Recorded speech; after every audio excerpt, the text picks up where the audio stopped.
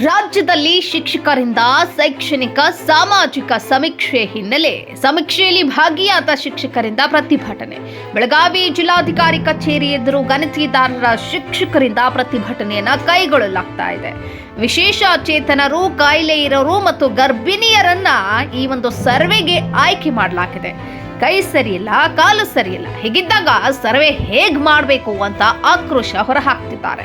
ಸರ್ವೆಗೆ ಹೋದ ಮಹಿಳೆಯರಿಗೆ ಸರಿಯಾಗಿ ಸ್ಪಂದನೆಯನ್ನ ಕೊಡ್ತಾ ಇಲ್ಲ. ಮಾಹಿತಿ ನೀಡದೆ ಕೆಲ ನಿವಾಸಿಗಳು ನಿಂದಿಸುತ್ತಿದ್ದಾರೆ. ಅನ್ಯಾಯ, ಶಿಕ್ಷಕರಿಗೆ ಅನ್ಯಾಯ ಎಂದು ಘೋಷಣೆ ಕೂಗುತ್ತಾ ಪ್ರತಿಭಟನೆಯನ್ನ ಕೈಗೊಳ್ಳಲಾಗ್ತಾ ಇದೆ. ಸರ್ವೆ ವಿಚಾರದಲ್ಲಿ ಶಿಕ್ಷಣ ಇಲಾಖೆ ಎಡವಟ್ಟನ್ನ ಮಾಡಿದೆ. ಸತ್ತ ಶಿಕ್ಷಕರ ಹೆಸರಲ್ಲೂ ಗಣತಿ ಕಾರ್ಯಕ್ಕೆ ಆಯ್ಕೆಯನ್ನ ಮಾಡಲಾಗ್ತಾ ಇದೆ. 31ರಂದು ನಿವೃತ್ತಿ ಹೊಂದುತ್ತಿರುವ ಶಿಕ್ಷಕರನ್ನು ಕೂಡ ಆಯ್ಕೆ ಮಾಡಲಾಗಿದೆ. 7 ತಿಂಗಳ ಗರ್ಭಿಣಿ, ಮೆಟ್ರೋ ಹತ್ತಲಬಾರದ ವಿಶೇಷ ಚೇತನ ಕೂಡ ಇವರನ್ನೂ ನೇಮಕ ಮಾಡಿದ್ದಾರೆ. ಗೊಂದಲ ಸರಿಪಡಿಸುವಂತೆ ಡಿಸಿ ಕಚೇರಿ ಎದುರು ಶಿಕ್ಷಕರಿಂದ ಪ್ರತಿಭಟನೆಯನ್ನ ಕೈಗೊಳ್ಳಲಾಗ್ತಾ ಇದೆ. ತಮ್ಮ ಸಮಸ್ಯೆಗೆ ಸ್ಪಂದಿಸದಿದ್ರೆ ಗಣತಿಗೆ ಬಹಿಷ್ಕಾರ ಮಾಡುವುದಾಗಿ ಎಚ್ಚರಿಕೆಯನ್ನ ನೀಡುತ್ತಿದ್ದಾರೆ. ನಾನು ಫಿಸಿಕಲಿನೂ ಹ್ಯಾಂಡಿಕ್ಯಾಪ್ಟ್ ಇದ್ದೀನಿ ಸರ್. ಮತ್ತೀಗ ನನಗೆ 7 ಮಂತ್ಸ್ ಪ್ರೆಗ್ನೆನ್ಸಿ ಇದೆ. BP ತುಂಬ ಹೈ ಆಗಿದೆ ಸರ್. 42 ಏಜ್. ಈಗ ನನಗೆ ಕಂಪ್ಲೀಟಾಗಿ ಬೆಡ್ ರೆಸ್ಟ್ ಹೇಳಿದ್ದಾರೆ ಡಾಕ್ಟ್ರು. ಆದರೂ ಕೂಡ ನನ್ನ ಗಣತಿ ಕಾರ್ಯಕ್ಕೆ ಹಾಕಿದ್ದಾರೆ ಸರ್. ನಾನು ಅವರಿಗೆ ಅರ್ಜಿ ಕೊಟ್ಟು ಬಂದಿದ್ದೆ ಕ್ಯಾನ್ಸಲ್ ಮಾಡಿ ಅಂತ, ಆದರೂ ಕ್ಯಾನ್ಸಲ್ ಆಗಿಲ್ಲ ಸರ್. ಅದಕ್ಕೆ ದಯವಿಟ್ಟು ಇದನ್ನು ಕ್ಯಾನ್ಸಲ್ ಮಾಡಿ ಕೊಡಬೇಕು ಅಂತ ಈ ಮೂಲಕ ನಾನು ಕೇಳ್ಕೊಳ್ತಾ ಇದ್ದೀನಿ ಸರ್. ಶಿವಲೀಲಾ ಗಂಗಾಧರ್ ಕನ್ನಡಿ. ಸರ್ ನಮಸ್ಕಾರ. ಮಾಧ್ಯಮ ಮಿತ್ರರಲ್ಲಿ ವಿನಂತಿ ಏನೆಂದರೆ, ನಾವು ಅಧಿಕಾರಿಗಳ ಬಳಿ ಹೋಗಿದ್ದೇವೆ, DC ಸಾಹೇಬ್ರ ಹತ್ರ ಹೋಗಿದ್ದೇವೆ, ತಹಶೀಲ್ದಾರ್ ಸಾಹೇಬ್ರ ಹತ್ರ ಹೋಗಿದ್ದೇವೆ. ದಯಮಾಡಿ ನಮ್ಮ ಕೆಲಸ, ನಮ್ಮ ಕಳಕಳಿಯನ್ನು ದಯಮಾಡಿ ಅವರು ಅರ್ಥ ಮಾಡ್ಕೊಂಡಿಲ್ಲ. ಅವರಿಗೆ ಎಷ್ಟರ ಮಟ್ಟಿಗೆ ತಪ್ಪು ಮಾಹಿತಿ ಹೋಗಿದೆಯೋ ನನಗೆ ಗೊತ್ತಿಲ್ಲ.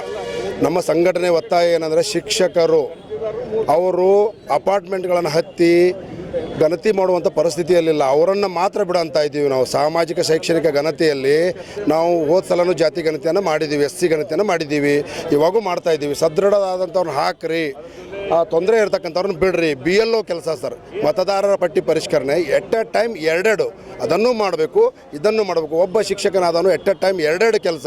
ಪದೇ ಫೋನ್ ಬರೋದು, BLO ಕೆಲಸ ಮಾಡೋದು. ಇವತ್ತು ಮೀಟಿಂಗ್ ಕರೆದಿದ್ದಾರೆ ಸರ್.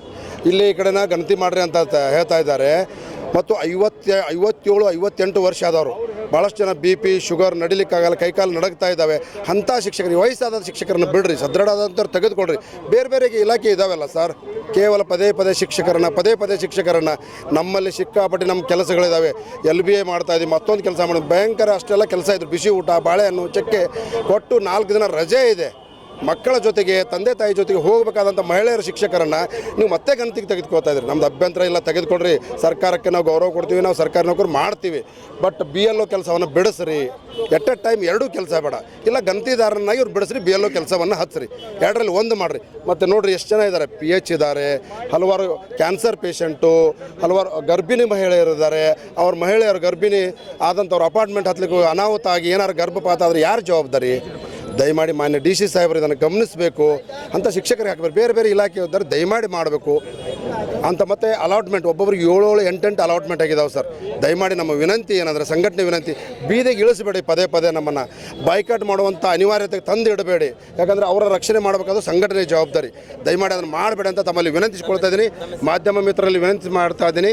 ರಾಜ್ಯ ಮಟ್ಟದಲ್ಲಿ ಇದನ್ನು ಗಮನ ಸೆಳೆಯಬೇಕು, ಇದನ್ನು ಮಾಡಬೇಕು ಅಂತ KS ರಾಜನ್ ಅವರು ಜಿಲ್ಲಾ ಸಂಘದ